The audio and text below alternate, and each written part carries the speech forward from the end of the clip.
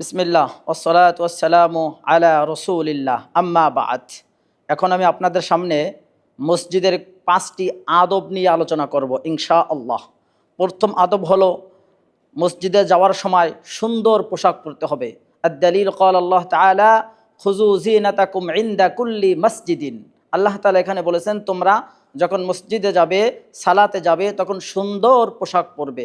2 নম্বর আদব হচ্ছে মসজিদে যাওয়ার সময় দৌড়ায়ে যাওয়া যাবে না, কারণ রাসূল সাল্লাল্লাহু আলাইহি সাল্লাম নিষেধ করেছেন হাদিসের মধ্যে যে তোমরা মসজিদে দৌড়ায়ে এসো না, বরঞ্চ আলাইকুম বিসাকিনা ওয়াল ওয়াকার, ধীর স্থিরভাবে তোমরা এসো, দৌড়ায় গিয়ে মসজিদে যাওয়া যাবে না।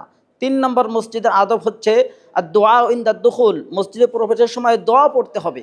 শুরুতে রাসূল সাল্লাল্লাহু আলাইহি ওয়াসাল্লাম সালাত সালাম পাঠ করার পরে পড়তে হবে আল্লাহুম্মা আফতাহলি আবওয়াবা রাহমাতিক।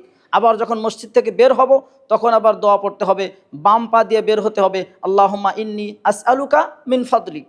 অনুরূপভাবে মসজিদে আরেকটা আদব হচ্ছে মসজিদে পেঁয়াজ রসুন ইত্যাদি খেয়ে মসজিদে যাওয়া যাবে না, দুর্গন্ধ জিনিস নিয়ে মসজিদে যাওয়া যাবে না, কারণ রাসূল সাল্লাল্লাহু আলাইহি সাল্লাম নিষেধ করেছেন যে তোমাদের কেউ যেন মসজিদে পেঁয়াজ রসুন ইত্যাদি খেয়ে যেন না আসে, কেননা ফেরেশতা মানুষেরা যার মাধ্যমে কষ্ট পায় তাতে ফেরেশতারাও কষ্ট পায়। অতএব আশা করি আমরা মসজিদের এই 5টি আদব সুন্দরভাবে পালন করব। এবং সর্বশেষ আদব হচ্ছে কি আত-তাহিয়াতুল মসজিদ।